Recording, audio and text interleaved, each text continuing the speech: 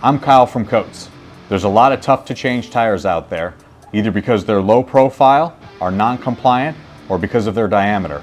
This skid steer tire is tough to change because of its thick bead, the sheer weight of the assembly, and how non-compliant it is.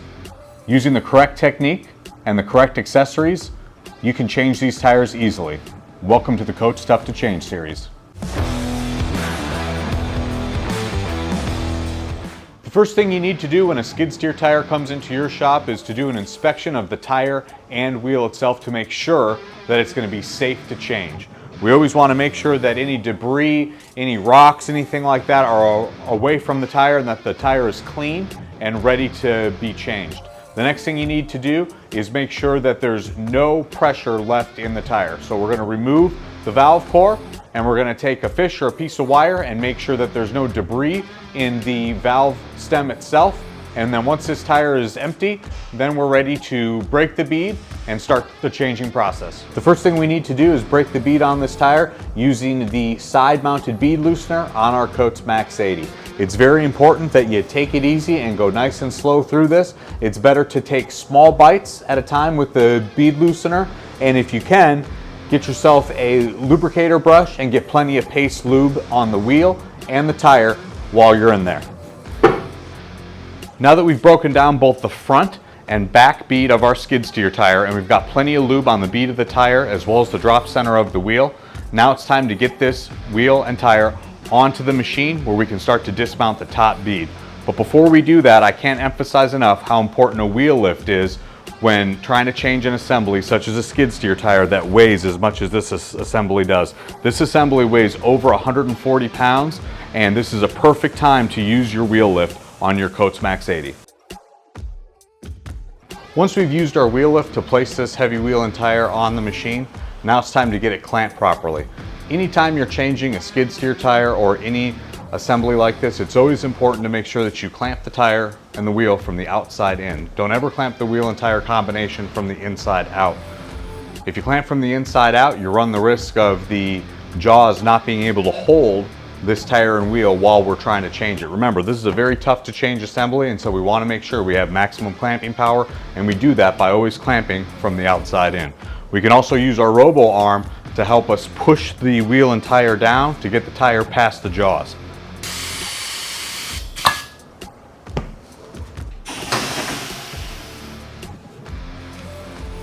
So we use our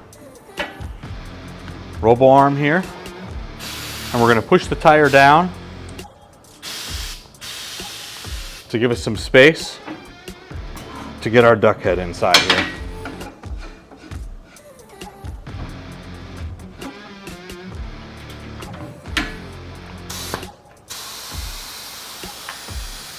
Now that we've got our Duckhead properly adjusted, now we're going to use our Robo Roller. And even though I've already lubed this assembly, both the tire and the wheel, I'm going to use the Robo Roller to help me get even more lube inside there. Getting this tire's top bead dismounted is very, very challenging, and you don't want to do it without making sure you have plenty of lube. If you were to try to do this dry, you could either injure yourself or even damage the tire.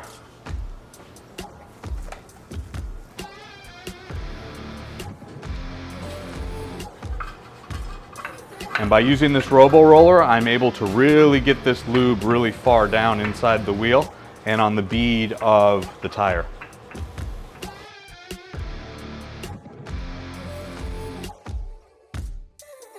Using the same gap that we created using the Robo Roller to make room for our lube brush to get this tire and wheel properly lubed, we're going to use that same gap to help us insert the tool into the tire.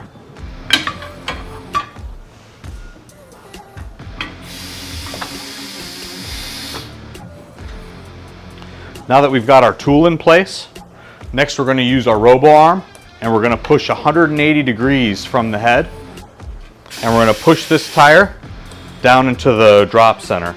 And that's going to make it much easier for me to pull this tire up over the Duckhead like that. Now we can lift our Robo Arm up, and I always like to unfurl the bead first, and that means I back the tire changer up just 2 to 3 degrees to make sure that this bead is all the way up on the duck head. So now we'll back up just a few degrees, and now we'll dismount.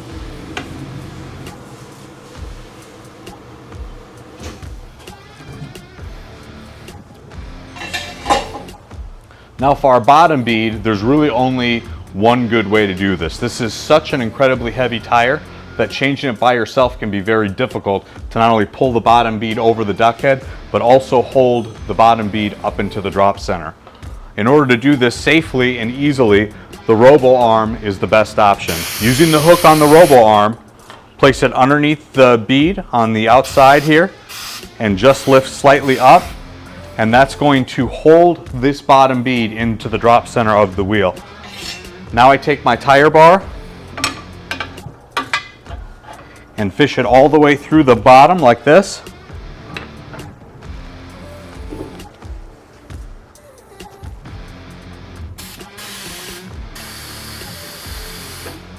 Now I take my Robo Arm out, and I'm really going to have to create a lot of lift on this tire tool to lift this bottom bead up over the duck head. So creating as much lift as I can, go ahead and dismount the bottom bead.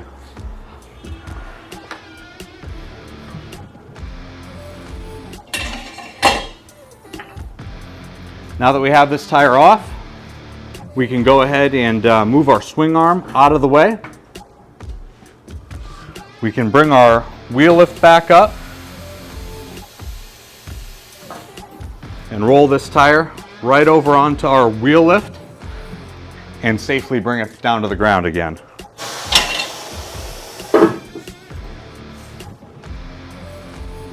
An additional consideration when mounting a skid steer tire is to make sure you know what the position of the wheel and tire will be on the skid steer. Because skid steer tires are directional, we'll need to know whether this wheel and tire will be on the right hand or the left hand side of the skid steer. To mount the bottom bead, we'll use our duck head just as before.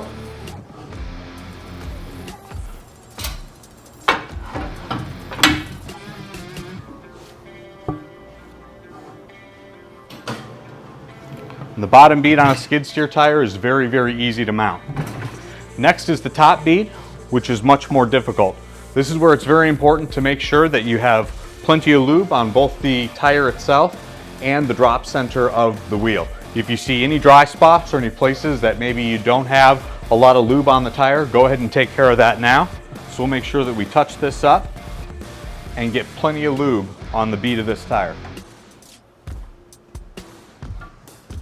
We're going to use our Robo roller to push down on the sidewall and kind of hold this tire right here in this position. We want all the excess tire over kind of at this 5 o'clock position right in front of our duck head.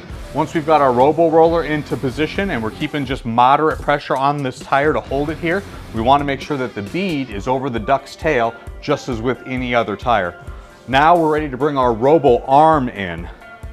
And we put the Robo Arm at about the 7 o'clock position here in order to create this traction point. This traction point right here is where the tire and the wheel are going to grab each other and will actually start the mounting phase of the top bead.